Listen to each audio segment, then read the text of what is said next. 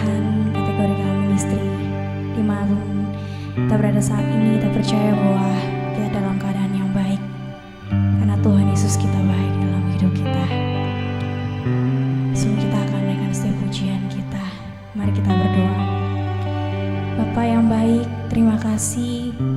Sungguh indah yang Kau lakukan dalam sepanjang kehidupan kami, Tuhan. Terima kasih Tuhan. Kami tidak bisa membalas setiap kebaikan Tuhan yang Kau berikan dalam kehidupan kami. Biar terus dalam kehidupan kami boleh terus mempersembahkan yang terbaik kepada Tuhan. Kami akan memulai Tuhan setiap pujian kami, kiranya berkenan di hati-Mu, jadi doa yang berbau harum menyenangkan hati Tuhan. Terima kasih Tuhan, hanya dalam nama Tuhan Yesus. Haleluya. Amin.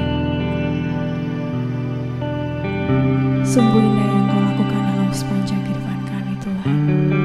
Sungguh besar pengorbanan-Mu dalam hidup kami.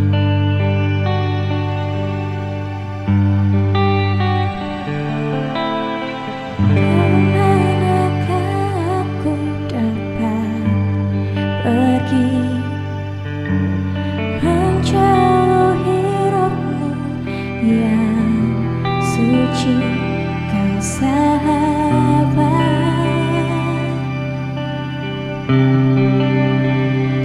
Dan Kau dekat,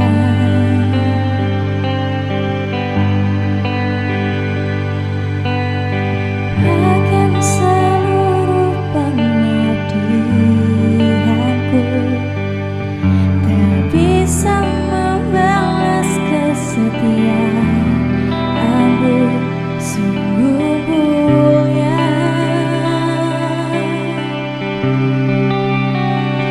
dan berharga.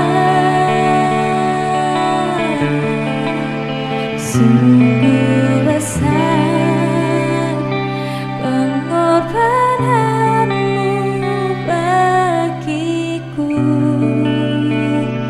terlalu dalam untuk dimengerti.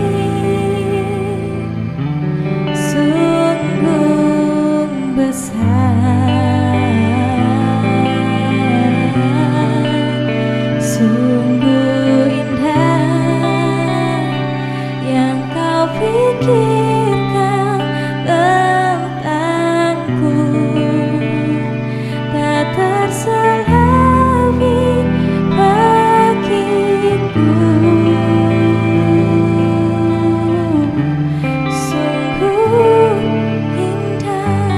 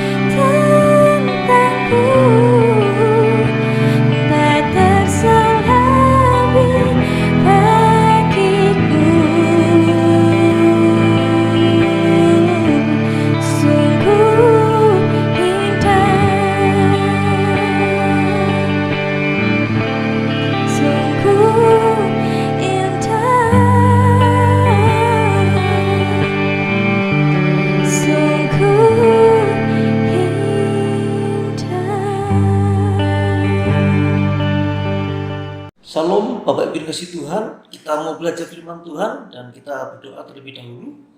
Bapa di surga, kami bersyukur buat kesempatan pada malam hari ini. Kami mau belajar firman-Mu, pimpin nama-Mu, pimpin kami semua, biar firman-Mu boleh berkati kami semua. Dalam nama Tuhan Yesus kami sambut firman Tuhan. Amin.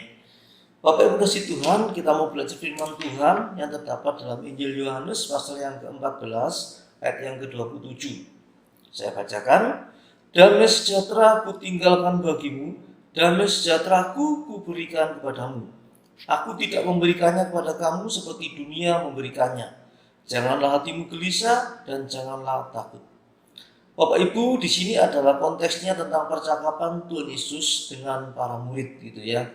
Di dalam Yohanes pasal 14 di mana ini adalah menjelang hari penyaliban Tuhan Yesus. Dalam percakapan ini Tuhan Yesus berusaha menenangkan hati para murid gitu ya, yang sedang gundah, yang sedang takut berkaitan dengan masa depan. Tetapi Tuhan Yesus memberikan janji-janji ya, tentang Roh Kudus yang akan datang menolong mereka, tentang tempat yang telah Ia persiapkan bagi mereka di surga gitu ya. Kalau kita lihat ayat 14, pasal 14 ayat 7 di mana ada ketidakpastian, ada ketakutan dari para murid gitu ya. Murid-murid sedang mengalami kegelisahan, ketakutan yang mendalam. Mereka akan segera kehilangan sang guru. Mereka akan kehilangan sahabat mereka. Masa depan mereka mungkin terasa tidak pasti. Maka di sini Tuhan Yesus memberikan janji damai sejahtera. Judul firman Tuhan malam ini yaitu damai sejahtera. Dalam konteks ini Tuhan Yesus memberikan janji yang luar biasa kepada para murid gitu ya. Damai sejahtera aku tinggalkan bagimu, damai sejahtera ku berikan kepadamu. Damai sejahtera dari Tuhan Yesus sendiri yang diberikan kepada para murid. Ini tidak sama dengan apa yang diberikan oleh dunia gitu ya. Maka para murid diingatkan, dikuatkan supaya tidak gelisah, tidak gentar hatinya gitu ya. Bapak Ibu kasih Tuhan, damai sejahtera itu melebihi dari pengertian gitu ya.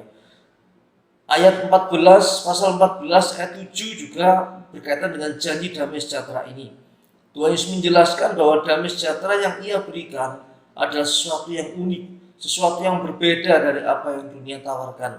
Ini adalah damai sejahtera yang melampaui segala akal manusia, yang mampu menjaga hati, menjaga pikiran kita, bahkan dalam situasi yang paling sulit sekalipun. Ayat ini berarti damai sejahtera itu adalah anugerah dari Allah, anugerah dari Tuhan, ya, yang bukan kita peroleh karena usaha kita, bukan, tetapi merupakan pemberian, merupakan anugerah dari Tuhan yang karena kita sudah percaya kepada Tuhan. Damai sejahtera berarti juga yang melindungi kita, sebagaikan perisai yang melindungi hati dan pikiran kita dari apa? Dari kecemasan, dari ketakutan, dari kekhawatiran. Damai sejahtera juga memberikan kekuatan, yang memberikan kekuatan untuk menghadapi segala tantangan hidup. Supaya kita menjadi tenang, menjadi percaya diri ya, karena kita ada Tuhan, kita bersama dengan Tuhan, mempunyai kekuatan menghadapi tantangan hidup ini. Jadi dalam kehidupan sehari-hari mungkin kita bisa mengalami kegelisahan, kekhawatiran, permasalahan, ketidakpastian, itu bisa saja kita alami. Tapi firman Tuhan mengingatkan pada kita tidak sendirian. Kita punya Tuhan, kita punya Allah yang sudah memberikan damai sejahtera gitu ya. Mari kita belajar hari ini, kita mau mengandalkan Allah, mengandalkan kekuatan Allah, kekuatan Roh Kudus, agar kita bisa mampu tetap menemukan kedamaian di tengah badai hidup sekalipun gitu ya. Bapak Ibu kasih Tuhan, pelajaran yang kita dapatkan dari ayat ini gitu ya, bahwa yang pertama damai sejahtera itu adalah anugerah dari Allah. Damai sejahtera itu bukan sekedar keadaan emosi yang tenang ya, tetapi itu adalah anugerah dari Tuhan, melampaui segala pengertian kita, segala kemampuan otak kita gitu ya, segala kemampuan akademik kita. Tapi damai sejahtera itu adalah dari Allah, dari Roh Kudus yang diberikan kepada kita yang sudah percaya kepada Allah. Kalau dalam Roma 5 ayat 1, Roma 5 ayat 1 dikatakan, karena itu kita yang telah dibenarkan karena iman, kita hidup dalam damai sejahtera dengan Allah oleh Tuhan kita Yesus Kristus. Jadi damai sejahtera itu adalah anugerah, pemberian dari Allah karena kita sudah percaya kepada Tuhan Yesus itu ya. Kita tahu bahwa akibat dosa manusia itu sudah kehilangan kemuliaan Allah. Manusia sudah tidak ada damai sejahtera lagi. Dosa begitu merajalela ya. Kenapa? Karena manusia sudah diusir dari Taman Firdaus. Manusia diusir dari Allah ya, dari hadapan Allah. Tapi akibat pendamaian yang sudah dilakukan Tuhan Yesus di kayu salib, maka manusia boleh dibenarkan. Manusia boleh memperoleh damai sejahtera Allah ini. Mari Bapak Ibu yang dikasihi Tuhan, kita diingatkan lagi. Kita sebagai orang yang percaya, kita sudah punya damai sejahtera itu. Ada masalah apapun, seberat apapun masalah yang kita hadapi, kita diingatkan, kita punya kekuatan, kita punya damai sejahtera itu. Kita dimampukan mengatasi setiap permasalahan itu, karena ada Tuhan bersama kita.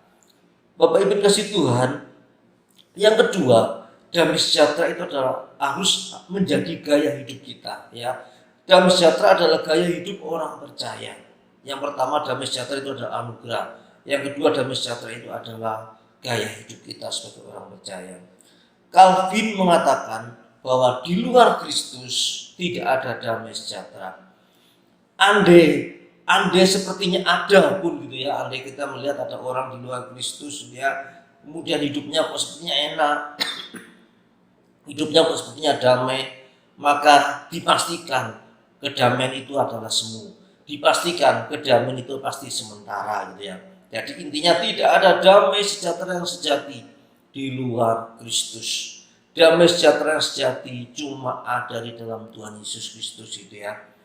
Matius 5 ayat 9 mengatakan, berbahagialah orang yang membawa damai, karena mereka akan disebut anak-anak Allah ya.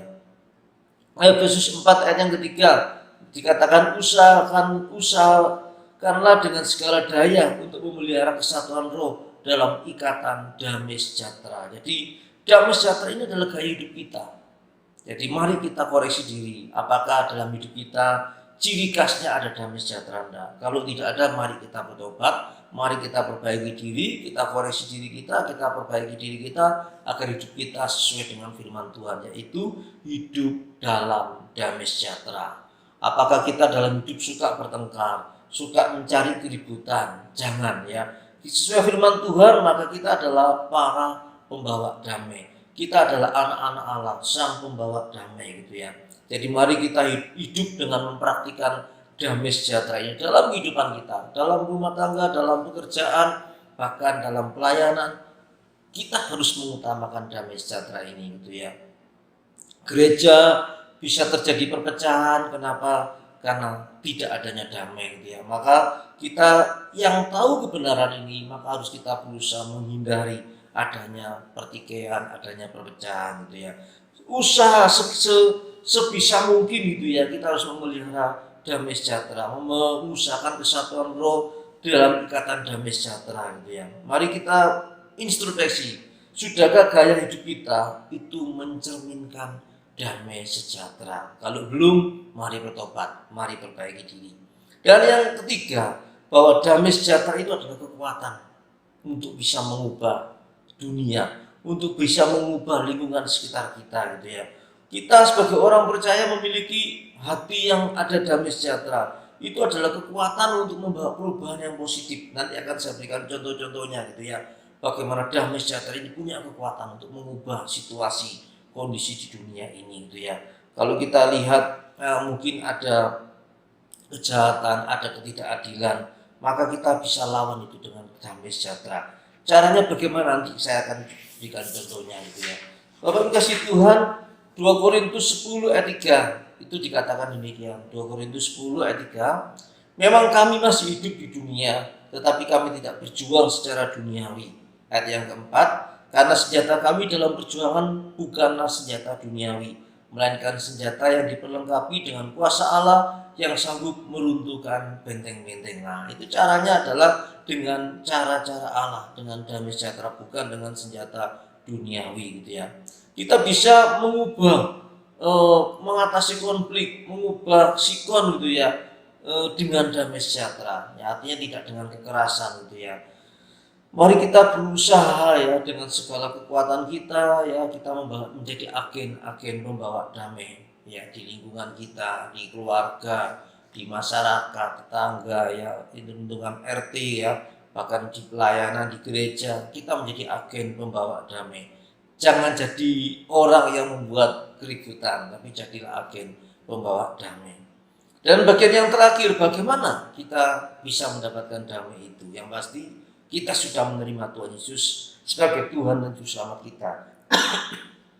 Ketika kita sudah percaya Tuhan, ya, Roh Kudus menghidupkan roh kita sudah lahir baru, kita bisa percaya pada Tuhan.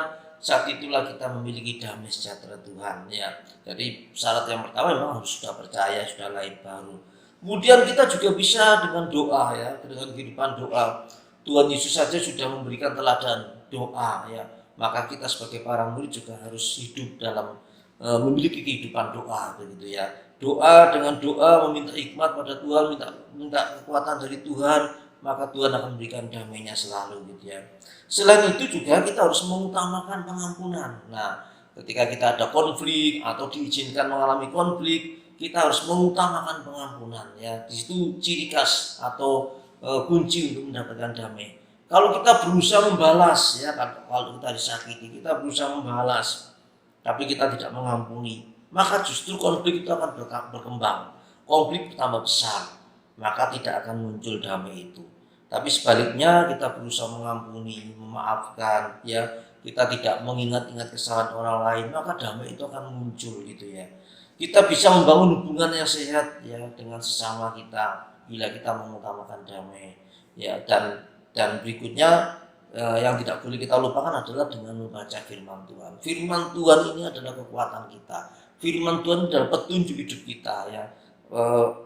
Tuhan mengatakan damai sejahteraku, ya, diberikan kepada kita semua. Tuhan menyatakan banyak firman-Nya, ya. Tuhan mengatakan banyak nasihat-nasihat firman-Nya, kebenaran firman-Nya. Maka kita harus membaca firman Tuhan. Bukan membaca doh, tapi juga merenungkannya. Karena firman Tuhan itu pelita bagi kaki kita. Firman Tuhan itu kekuatan bagi kita. Kalau kita lemah, kita dikuatkan oleh firman Tuhan. Kalau kita bingung, maka firman Tuhan bisa mengarahkan, memberikan petunjuk bagi kita, gitu ya. Contoh misalnya, ya, saya berikan contoh misalnya, ya, ada seorang siswa sedang bingung, sedang cemas, sedang khawatir, besok mau ujian, gitu ya. Kemudian dia mengingat lagi ayat ini, gitu ya. Maka ketika dia yakin akan Tuhan, dia yakin akan pertolongan Tuhan, yakin akan damai sejahtera Tuhan ini, dia bisa mampu belajar dengan tenang. Dia bisa percaya diri, ya, karena Tuhan beserta dengan dia, gitu ya. Seorang pekerja, contoh lagi, ya, seorang pekerja bertengkar dengan rekan kerja. Ketika dia merasa marah, jengkel, ya, karena dia mungkin disakiti oleh temannya, tapi dia berusaha karena damai Tuhan ada dalam dia berusaha untuk berdamai, dia berusaha memaafkan, dia berusaha mengampuni, dia, maka suasana kerja bisa kembali kondusif, kembali enak. Kalau bekerja kemudian kita bertikai dengan teman, pasti tidak enak, dia. Tapi kalau bekerja kita saling damai, itu pasti enak. Pekerjaan kita bisa berhasil, pekerjaan kita bisa tidak terganggu, dia. Dalam sebuah keluarga juga, gitu ya, dimana mungkin dalam sebuah keluarga mengalami kesulitan ekonomi, tapi kalau mereka sama-sama kompak, tetap menjaga damai, saling mendukung, saling menguatkan, maka walaupun mungkin hidupnya pas-pasan, tapi mereka tetap bisa mengalami damai sejahtera itu, gitu ya. Ada contoh yang jelas Bapak Ibu, ya, Nelson Mandela, gitu ya. Nelson Mandela itu adalah orang yang berhasil mencetuskan persatuan, kesamaan, gitu ya. Kita tahu Afrika Selatan selama bertahun-tahun pernah dilanda perpecahan ras, ya, di mana konflik itu memicu kekerasan dan kebencian yang meluas, gitu ya. Nelson Mandela setelah dibebaskan dari penjara, dia memilih jalan damai untuk menyatukan negaranya. Dia mengampuni para penindasnya dan mengajak semua pihak untuk bersatu, membangun masa depan yang lebih baik tanpa ada keributan lagi, gitu ya. Melalui kepemimpinan Nelson Mandela yang bijaksana, komitmen pada rekonsiliasi, maka Nelson Mandela berhasil membawa Afrika Selatan menuju demokrasi dan persatuan. Saudara, Nelson Mandela kisahnya menjadi inspirasi bagi dunia. Bagaimana kekuatan pengampunan, kekuatan damai itu bisa mengubah dunia, gitu ya. Juga ada lagi contoh yang lain. Desmond Tutu, ya, ini juga sama seperti di Afrika Selatan, ya. Desmond Tutu itu juga terlibat dari upaya penyembuhan akibat penindasan karena apartheid. Apartheid itu adalah sistem segregasi ras yang sangat ketat yang diterapkan di Afrika Selatan ya selama beberapa dekade dulu gitu ya, dari tahun 48 ya, terutama dari tahun 48 sampai tahun 1990 gitu ya, tahun 1948 sampai 1990. Sistem apartheid ini memisahkan penduduk Afrika Selatan berdasarkan ras gitu ya. Orang kulit putih memegang kekuasaan politik, kekuasaan ekonomi secara mutlak, sehingga orang kulit berwarna, kulit hitam itu merasa tertindas gitu ya. Orang-orang dari berbagai ras dipaksa tinggal di daerah terpisah, kemudian mereka harus memakai fasilitas umum yang berbeda, bahkan sekolah pun juga berbeda. Dalam berkaitan dengan hukum, undang-undang apartheid juga memberikan hak istimewa kepada orang kulit putih. Orang kulit hitam hak-haknya dibatasi. Ini kan tidak adil gitu ya. Penindasan secara politik juga, pemerintahan apartheid menggunakan kekerasan, penangkapan untuk membungkam oposisi, mempertahankan kekuasaannya. Dan tentu saja tidak adil gitu ya. Ada ketidakadilan sosial, ada kekerasan, bahkan ada pekerjaan sosial gitu ya. Dan hebatnya damai sejahtera itu bisa memunculkan kekuatannya di sini. Desmond Tutu gitu ya, sebagai ketua Komisi Kebenaran dan Rekonsiliasi, sebuah badan yang dibentuk untuk menyelidiki pelanggaran hak asasi manusia selama masa apartheid ini ya. Komisi ini memberikan wadah bagi para korban untuk menceritakan pengalaman mereka dan bagi para pelaku untuk meminta maaf gitu ya. Dan hasilnya Desmond Tutu bisa memimpin komisi ini, berhasil membuka luka lama, memulai proses penyembuhan. Ya memang tidak semua masalah terselesaikan, tapi upaya Desmond Tutu ini dan komisi ini menjadi contoh tentang bagaimana masyarakat dapat menghadapi masa lalu yang kelam dan membangun masa depan yang lebih baik. Kuncinya adalah damai sejahtera gitu ya. Martin Luther King Jr. ya, dengan gerakan hak sipil gitu ya. Ini di Amerika Serikat. Orang-orang kulit berwarna juga sama mengalami diskriminasi, ketidakadilan. Dan Martin Luther King Jr. memimpin gerakan hak sipil untuk memperjuangkan kesetaraan. Di sini Martin Luther memakai cara damai sejahtera, non kekerasan, pendekatan non kekerasan dalam perjuangannya. Ia menginspirasi jutaan orang dengan pidato-pidato yang penuh semangat tentang cinta, persaudaraan, dan tentang impian akan sebuah Amerika yang bersatu. Dan hasilnya apa? Hasilnya gerakan yang dipimpin oleh King ini berhasil mengubah undang-undang di Amerika Serikat, memajukan hak sipil bagi orang-orang kulit yang berwarna, kulit hitam terutama gitu ya, tentunya dia. Jadi damai sejahtera bisa mempunyai kekuatan untuk mengubah dunia ini. Jadi dari sini kita tahu pentingnya damai sejahtera, pentingnya kita sebagai anak Tuhan memiliki damai sejahtera, karena itu punya kekuatan untuk membangun dunia ini, mengubah dunia ini, mengubah lingkungan sekitar kita. Situasi yang tadinya nggak enak menjadi enak, situasinya tadi ada perpecahan menjadi ada persatuan. Mari Bapak Ibu kasih Tuhan, kita diingatkan, kita ini anak Tuhan, kita harus punya damai sejahtera. Apapun yang menjadi persoalan kita, apapun yang menjadi pergumulan hidup kita, ketika kita berserah pada Tuhan, maka damai sejahtera Tuhan akan melingkupi kita, memberi kekuatan buat kita untuk tetap kuat menghadapi persoalan, untuk tetap bisa ya mengatasi persoalan, bahkan bisa mengubah sikon ya, situasi kondisi yang tidak enak. Kita bisa mengubah keadaan yang tidak enak menjadi enak, menjadi tentram, menjadi damai sejahtera. Jadi kesimpulannya sebagai penutup firman Tuhan ini kita diingatkan, kita memiliki damai sejahtera itu adalah anugerah Allah yang berharga bagi kita. Harus kita miliki, harus kita terapkan dalam hidup kita, harus menjadi gaya hidup kita. Mari kita tetap mempraktikkan dalam hidup kita damai sejahtera ini. Kalau kita lagi emosi, kalau kita lagi marah, kita ingat, kita ini anak Tuhan, kita punya damai sejahtera.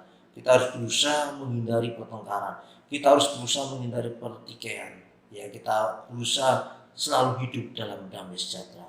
Amin firman Tuhan, biar menjadi kekuatan buat kita semua, kita tundukkan kepala. Terima kasih Tuhan buat firman-Mu pada malam ini. Biarlah kami boleh diingatkan kembali bahwa kami adalah anak-anak-Mu.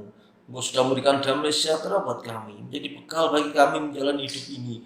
hidup yang berat, hidup yang penuh tantangan. Tapi kami percaya, kami bersyukur punya Tuhan yang sudah memberikan damai sejahtera, menjadi kekuatan buat kami semua menghadapi setiap masalah, menjadi orang yang tetap bersuka cita, tetap memiliki damai sejahtera, tetap tenang walaupun mungkin ada masalah yang kami hadapi, karena kami punya Tuhan dalam hidup kami.